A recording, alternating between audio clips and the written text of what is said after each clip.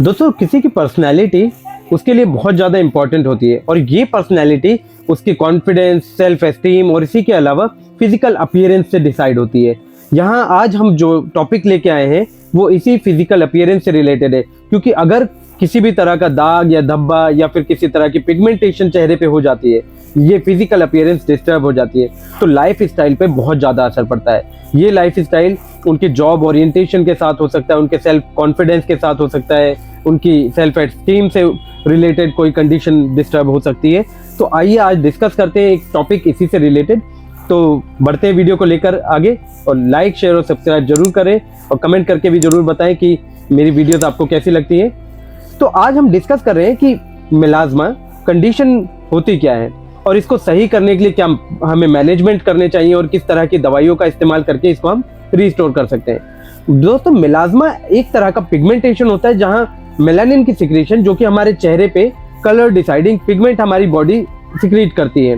तो कई बार कुछ लोकलाइज्ड एरियाज में ये वैसे तो जनरलाइज्ड होता है, यानी कि पूरी बॉडी में एक तरह का कलर बॉडी डिफाइन करती है, लेकिन कई बार कुछ स्ट्रेस कंडीशंस की वजह से या समटाइम्स कुछ इनहिबिशंस की वजह से, इस फंक्शन की कमी की वजह से ये मेलाज्मा क्रिएट हो जाते हैं। ये मेलाज्मा बहुत सारे रंगों में हो सकते हैं, जैसे कि dark brown, blackish colour, greyish colour में, और कुछ कंडीशंस में इनके शेप्स के बारे में अगर बात करें तो ये स्पॉटेड ब्लैक पिगमेंट्स के अलावा बहुत ज़्यादा पिगमेंटेड बटरफ्लाई शेप भी ले सकते हैं। तो इसका इसीलिए कॉमन नेम भी है बटरफ्लाई स्पॉट। जी हाँ, हम मेलाज्मा को बटरफ्लाई स्पॉट के नाम से भी जानते हैं। यहाँ अगर हम बात करें कि इसकी प्रेवलेंस किन लोगों में बहुत ज़्यादा है, तो प्रेगनेंसी के बाद बहुत ज़्यादा हार्मोनल टॉक्सिसिटी की वजह से ये फीमेल्स में बहुत ज़्यादा देखने को मिलता है, और ऐसा भी तब होता है जब उनका डिहाइड्रेशन बहुत ज़्यादा बढ़ जाता है, पानी की कमी की वजह से स्ट्रेस इंड्यूस बहुत ज़्यादा होने लगे, तो इन कंडीशंस में बढ़ोतरी देखी जा सकती है। और इसी के अलावा डाइटरी न्यूट्रिशन की कमी की वजह से भी ये कंडीशन बहुत ज़्यादा बढ़ने लगती है। दोस्तों, मेलाज्मा के कारणों को जानने से पहले हमें जानना होगा कि ये मेलानिन यानी कि कलर डिसाइडिंग पिगमेंट काम कैसे करता है। तो यहाँ मेलानिन का काम यूवी लाइट से बॉडी को प्रोटेक्ट करने का है। हाँ जी, बॉडी पे जब सन एक्सपोजर होता है या किसी भी तरह का रेडिएशन का एक्सपोजर होता है, तो बॉडी ने अपना खुद का एक डिफेंस मैकेनिज्म क्रिएट कर रखा है, जो कि मेलानिन के रूप में है। ये मेलानिन किसी भी कंडीशन में एक्सपोजर के टाइम पे एक्सेगरेट हो जाते हैं, और जब इनका काम पूरा हो जाता है तो बॉडी सर्कुलेटरी फैक्टर्स को मेंटेन करके इनको रिलीज बैक कर देती है यूरिन के थ्रू या फिर अपने एक्सक्रीटरी फंक्शन के थ्रू। जी हाँ, तो यहाँ मेलानिन का काम सिर्फ इतना है कि आपको किसी भी एक्सरे या फिर यूवी रेज से प्रोटेक्ट करे, लेकिन कई बार लोकलाइज लेवल पे स्ट्रेस की वजह से, डिहाइड्रेशन की वजह से, डाइटरी डिस्टर्बेंसेस की वजह से, हार्मोनल टॉक्सिसिटीज की वजह से ये सब कंडीशंस लोकलाइज लेवल पे कई बार एक्स्ट्रा बढ़ जाती है, क्योंकि ये सब टॉक्सिसिटीज भी बॉडी एंड्योर नहीं कर पाती और समझ नहीं पाती कि ये एक्सटर्नल फैक्टर्स नहीं है। उसी के कारण ये लोकलाइज लेवल पे बटरफ्लाई स्पॉट्स या पिगमेंटेशंस, बहुत ज़्यादा झुर्रियाँ, रिंकल्स क्रिएट करके आपको एग्जिबिट करती है। तो कभी भी इस तरह का कोई सिम्टम आपको दिख रहा है तो आपको आइडेंटिफाई करना होगा और समझना होगा कि ये क्यों हो रहा है, और कंडीशन को रिकवर करके इसके मेन कारणों को रिकवर भी करना होगा।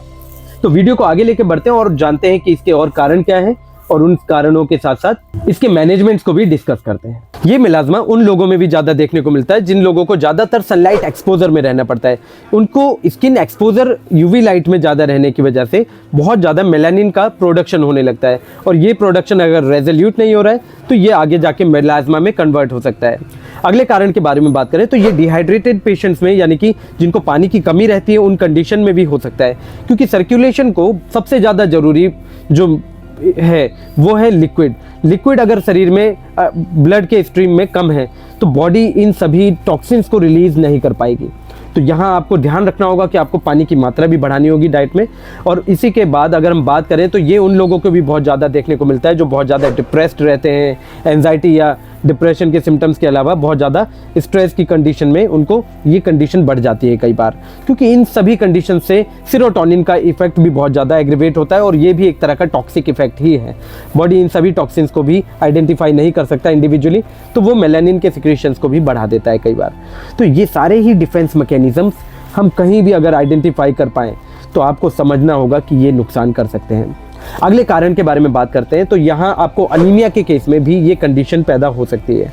तो आपको अगर खून की कमी है या फिर आपके सर्कुलेटरी फैक्टर्स किसी कारण से बहुत ज़्यादा कम है, यानी कि बीपी वगैरह कम रहता है, तो उसकी वजह से भी ये मेलाज्मा आपको बढ़ सकता है और मेलानिन की सिक्रीशन एग्जिबिटेड तौर पे बहुत ज़्यादा वहाँ पे एक्यूमुलेट हो सकती है। मैनेजमेंट को लेके आगे बढ़े तो आपको समझना होगा कि यहाँ पे आपको अपनी डाइट में प्रॉपर न्यूट्रिशंस ऐड करने होंगे, आपको रेगुलर एक्सरसाइजेज ऐड करनी होंगी। तो यहाँ बढ़ते हैं न्यूट्रिशंस के बारे में, तो जाने कि खान पान में क्या क्या चीज़ें लेनी। तो आपको फाइबर रिच डाइट यानी कि बहुत ज़्यादा सैलेड्स का इस्तेमाल, बहुत ज़्यादा ग्रीन लीफी वेजिटेबल्स का इस्तेमाल, दालों का इस्तेमाल जरूर करें, और साथ साथ होल ग्रेन डाइट का भी इस्तेमाल आपको बहुत ज़्यादा करना होगा। तो ये सभी डाइट आपके लिए फाइबर रिच होती है और आपकी बॉडी में से सारे ही टॉक्सिन्स को रिलीज करने में आपको अच्छा फाइबर प्रदान करती हैं। इसके बाद अगर हम बात करें तो आपको ग्रीन लीफी वेजिटेबल्स के अलावा विटामिन ई की डाइट और विटामिन सी की डाइट भी बढ़ानी होगी। तो इसके लिए आपको कलरफुल वेजिटेबल्स और कलरफुल फ्रूट्स का इस्तेमाल अपनी डाइट में बढ़ाना होगा। यहाँ आपको कीवी का इस्तेमाल करना होगा, पिस्ताज और ड्राई फ्रूट्स के अलावा बहुत ज़्यादा संतरा, मौसमी और नींबू का इस्तेमाल, आंवला भी आप अपनी डाइट में सेवन में इस्तेमाल कर सकते हैं। मैंने कुछ और वीडियोस भी ऐसे ही खान पान की चीज़ों पे बना रखी हैं। आप अंजीर का इस्तेमाल कर सकते हैं अपनी डाइट में। आप इसके अलावा अपनी डाइट में खजूर का इस्तेमाल कर सकते हैं। ये सभी चीज़ें भी आपको मेलाज्मा से रिलीफ पाने में बहुत ज़्यादा हेल्प करेंगी। यहाँ हम मैनेजमेंट के तौर पर बात करें कि आपको क्या क्या एक्सरसाइजेस करनी चाहिए, तो आपको वॉक रोजाना 25 से 30 मिनट जरूर करनी चाहिए। आपको स्ट्रेस फ्री रखने में ये वॉक आपको बहुत ज़्यादा हेल्प करेगी, क्योंकि ये सारे ही सर्कुलेटरी चेंजेस आपकी बॉडी में इंप्रूव करती चली जाएगी और एफिशिएंसी अच्छी होने से ये मेलाज्मा आपको कभी परेशान ही नहीं करेगा। इसके अलावा आपको स्ट्रेस फ्री रहने के लिए मेडिटेशन और योगा का इस्तेमाल भी करना होगा। योगा में आप रोजाना सूर्य नमस्कार और प्राणायाम कर सकते हैं। इसी के अलावा आप अनुलोम और विलोम का इस्तेमाल भी करें। होम्योपैथिक मेडिसिन के बारे में बात करें तो होम्योपैथी में मेलाज्मा को ट्रीट करने के लिए काफ़ी अच्छी अच्छी दवाइयाँ अवेलेबल है। मैं कई बार अपने पेशेंट्स में देखता हूँ कि ये मेलाज्मा उनके फोरहेड से लेकर चीक, जाइगोमास तक इतना ज़्यादा डोमिनेंट हो जाता है कि लोग उनको टोकने लगते हैं कि ये क्या कंडीशन हो गई है आपकी, आप दवाइयाँ क्यों नहीं लेते इसके लिए। और वो मेडिसिन करा के भी परेशान हो गए। कई बार उनको मैनेजमेंट करने में इतना ज़्यादा हिचकिचाहट भी होने लगती है बार बार कि केमिकल डोजेज यूज़ करने के बाद वो आगे कोई और मेडिसिन यूज़ भी नहीं करना चाहते। लेकिन मैं उन लोगों को बता देना चाहता हूँ कि होम्योपैथी में इसके लिए काफ़ी अच्छा सर्कुलेटरी फैक्टर मेंटेन करके आपको रेजोल्यूट करने के लिए मेडिसिन अवेलेबल है और दोबारा आपको ये परेशान भी नहीं करेंगी। तो पहली मेडिसिन जिसके बारे में हम यहाँ बात कर रहे हैं वो है सीपिया। सीपिया में पैथोलॉजिकल चेंजेस को रिकवर करके और आपकी कंडीशन को रिस्टोर करने के लिए, सारे ही हार्मोनल टॉक्सिसिटीज को खत्म करने के लिए और बहुत ज्यादा डिहाइड्रेशन से होने वाले मेलाज्मा के लिए ये दवाई बहुत ज्यादा लाभकारी है। दूसरी मेडिसिन के बारे में बात करें तो नेटरम्यूर भी इस कंडीशन को रिकवर करने के लिए बहुत अच्छी मेडिसिन है, क्योंकि ये डिहाइड्रेशन से होने वाले और इसी के अलावा सनलाइट एक्सपोजर से होने वाले, सनबर्न से होने वाले मेलाज्मा के लिए बहुत ज्यादा लाभकारी दवाई है। इसी के अलावा ये उन पेशेंट्स के लिए भी बहुत ज़्यादा हेल्पफुल है जो सैडनेस या सॉलिट्यूड से होकर गुजर रहे हैं और उसी की वजह से इनको डिप्रेशन बहुत ज़्यादा रहने लगा है और मेलाज्मा उनमें प्रेवलेंट हो गया। यहाँ तीसरी मेडिसिन जिसके बारे में मैं बात कर रहा हूँ वो है आयोडम। आयोडम इस कंडीशन को रिकवर करने के लिए इतना ज़्यादा लाभकारी है कि ये मैं हर पेशेंट में ट्राई जरूर करता हूँ, क्योंकि रेगुलेशन ऑफ मेलानिन में आयोडम का बहुत अच्छा रोल है। ये स्किन टोन्स को 2 से 3 शेड डाउन करने में भी काफ़ी ज़्यादा हेल्पफुल हो जाता है। मैं कई बार इन पेशेंट्स को ये इसलिए देता हूँ क्योंकि ये रेगुलेटरी प्रोसेस मेंटेन करने के लिए स्किन के काफ़ी ज़्यादा हेल्पफुल मेडिसिन है।